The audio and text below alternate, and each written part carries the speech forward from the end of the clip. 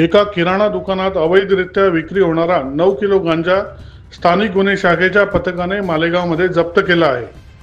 मालेगाव तालुक्यातील सौंदाणे गावाच्या शिवारात एका किराणा दुकानामध्ये अवैधरित्या गांजाची विक्री होत असल्याची गोपनीय माहिती स्थानिक गुन्हे शाखेचे पोलीस निरीक्षक रवींद्र मगर यांना मिळाली होती।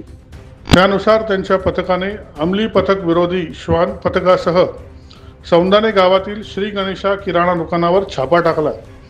त्यावेळी निलेश बापू पवार वय 30 राहणार सौंदाणे हा अवैधरित्या गांजाची विक्री करत असल्याचे आढळून आल्याने पोलिसांनी त्याला ताब्यात घेतले।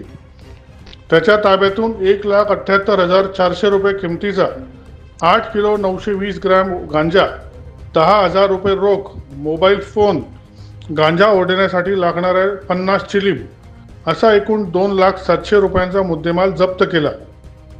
निलेश पवार याच्या विरुद्ध मालेगाव तालुका पोलीस ठाण्यात गुन्हा दाखल करण्यात आला आहे। दैनिक भ्रमर, नाशिक।